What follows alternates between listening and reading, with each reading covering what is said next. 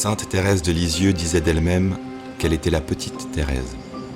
Ils lui ont fait un sanctuaire gigantesque. Sainte Thérèse avait voulu s'enfouir dans l'humilité d'un petit Carmel, être oubliée de tous, ne compter qu'aux yeux de Dieu. Ils lui ont fait une basilique immense, assez grande pour avaler des foules, hérissée de clochetons, du néo-byzantin qui se voit de loin et qui est fait pour ça.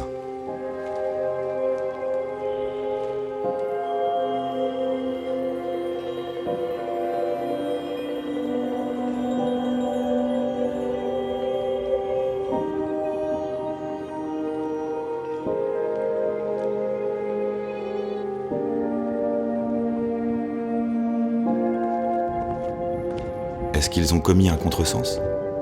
Peut-être pas. Thérèse a aussi aimé Rome, Lourdes et Montmartre, et les trains de pèlerinage et les grandes processions. Thérèse a aussi aimé cela.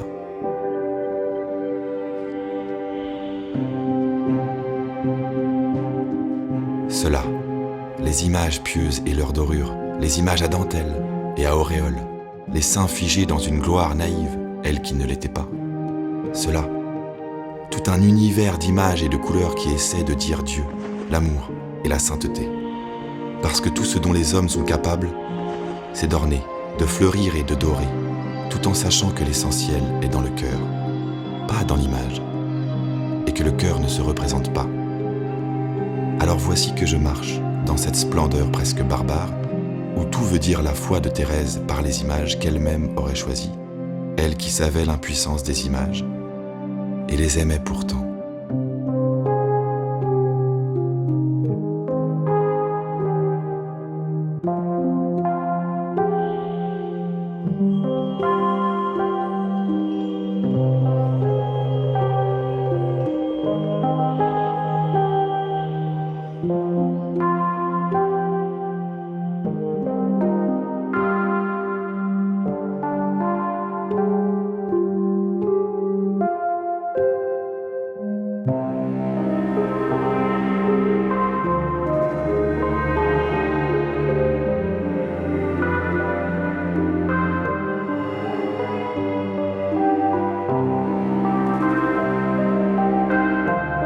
Oui, ils ont fait de leur mieux.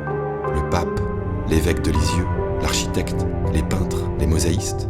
Et ils ont bâti quelque chose de somptueux. Tout ce que Thérèse aurait aimé. Tous les micelles de son enfance.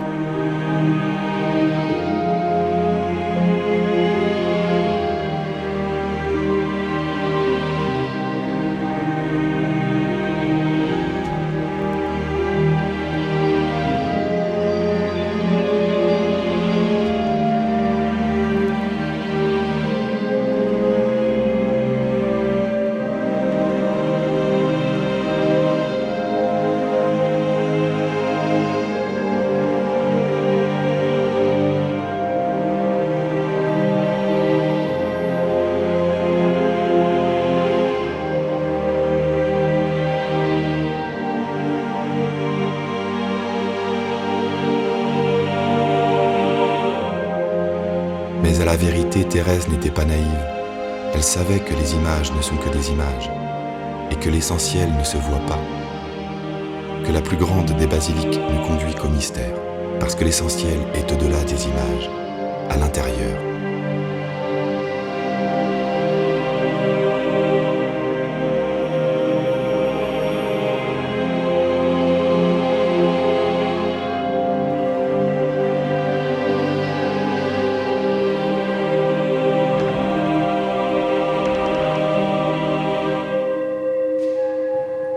Je descends dans cette crypte, comme Thérèse est entrée dans la pénombre du Carmel, et je la vois plus grande sous les voûtes plus basses.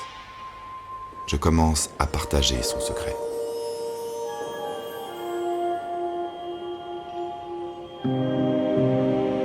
Son secret, c'est que les images se sont éteintes et qu'au seuil de l'âge adulte, elle est entrée comme dans la nuit. La foi s'éloignait d'elle ainsi que dans un tunnel.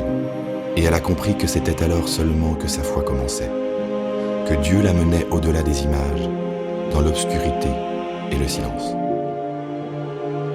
Les grands sanctuaires avaient ébloui son cœur d'enfant. Mais ce que je comprends dans cette crypte est plus intime. C'est la quête volontaire, secrète, obscure, d'une petite religieuse qui cherchait Dieu, qui l'avait cherché dans la gloire et qui l'a trouvé dans la croix.